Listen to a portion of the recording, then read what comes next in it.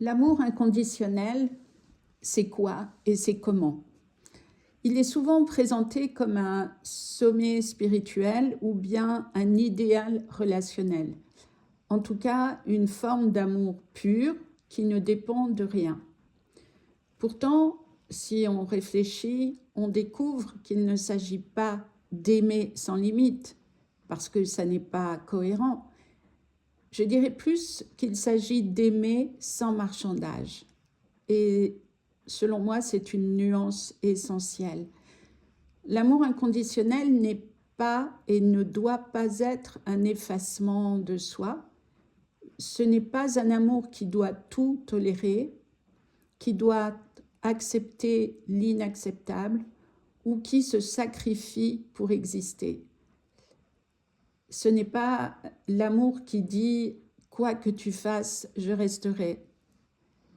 Parce que dans ce cas-là, ce n'est plus de l'amour, je dirais que c'est une pathologie dont il faut s'occuper. Pour moi, l'amour inconditionnel, c'est celui qui dit « quoi que tu sois, je te vois. Quoi que tu sois, je te respecte dans la profondeur de qui tu es. » Il ne s'agit donc pas d'un amour qui s'oublie, mais d'un amour qui ne se négocie pas, qui ne s'achète pas et qui ne nous demande pas de quitter le respect de nous-mêmes. C'est un amour qui ne dépend pas de la performance de l'autre. Dans la plupart des relations humaines, l'amour est conditionné par des comportements, des attentes, des rôles. On aime parce que l'autre rassure, parce qu'il répond à nos besoins, parce qu'il nous comble parfois dans ce que nous espérons.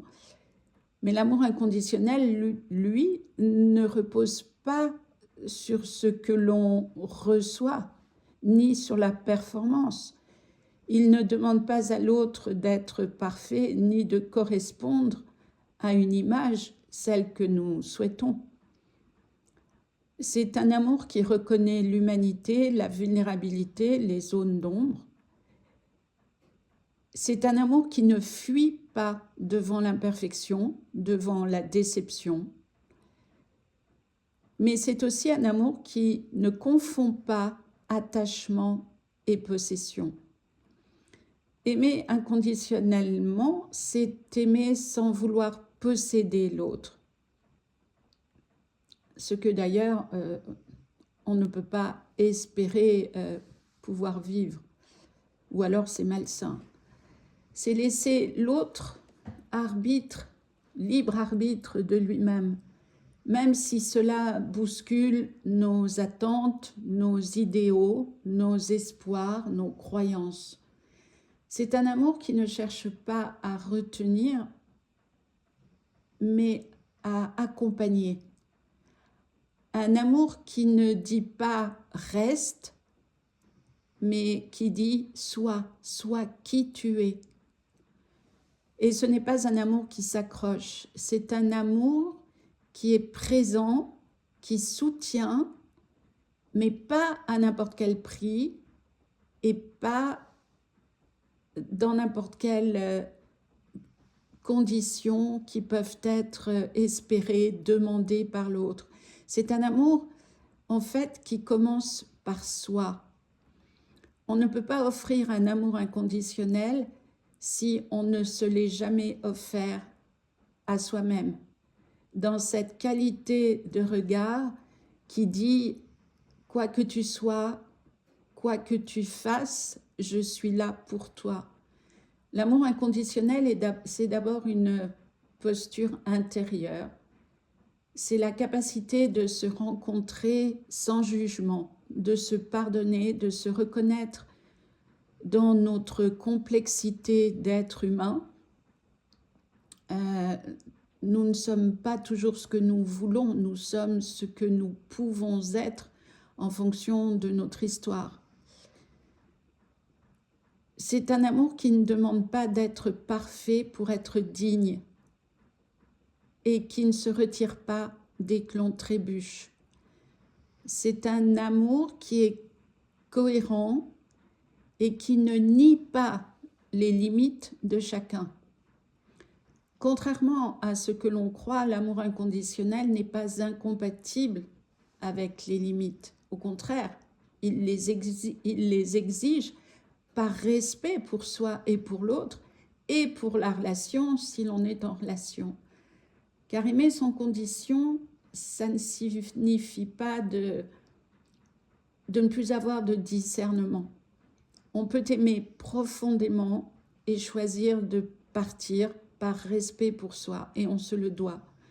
On peut aimer sans condition et refuser la violence, la manipulation, l'effacement.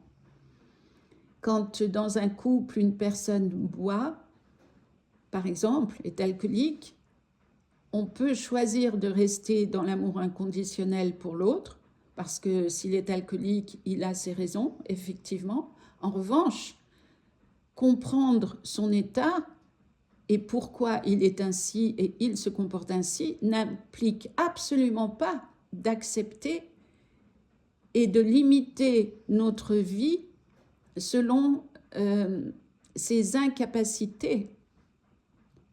Et c'est là où l'amour inconditionnel se place pour soi et pour l'autre. Je dirais que l'amour inconditionnel n'est pas un contrat de présence, c'est un engagement de vérité pour soi et pour l'autre. C'est un amour qui élève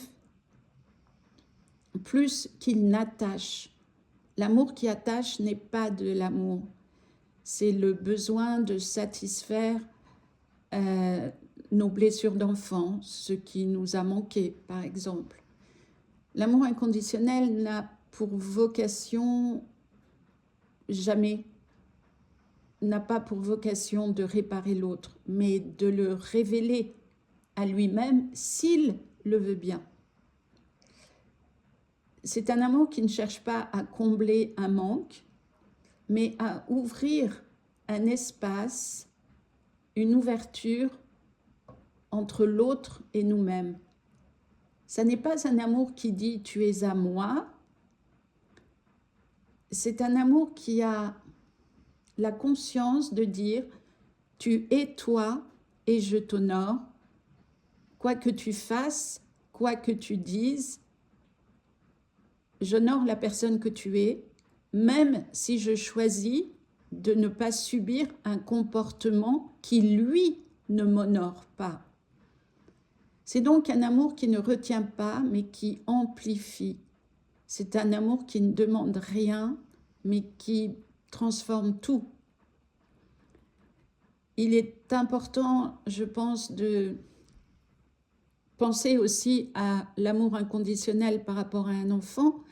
Et je dirais que aimer un enfant, s'il nous satisfait par rapport à nos besoins, nos demandes et nos espérances, ça n'est pas de l'amour. C'est une forme de manipulation égocentrique.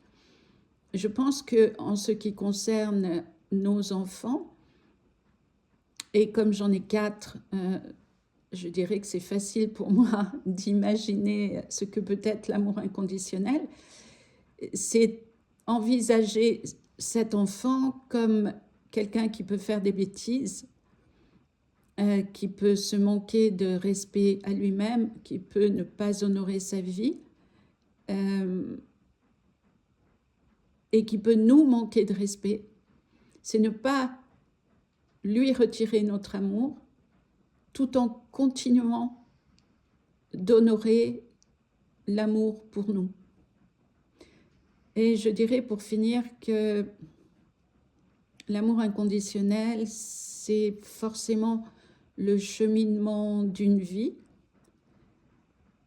mais par rapport à soi-même, par rapport au chemin que nous sommes censés vivre à l'intérieur de nous pour grandir sur le plan du cœur et envisager le monde sans porter de limites, de jugement, parce que j'ose dire et j'ose le penser qu'il y a plus grand que nous qui décide de ce qui est permis ou pas sur un plan universel, sur un plan cosmique, et que dans ce cadre-là, je crois que chacun de nous est ce qu'il peut et pas ce qu'il veut.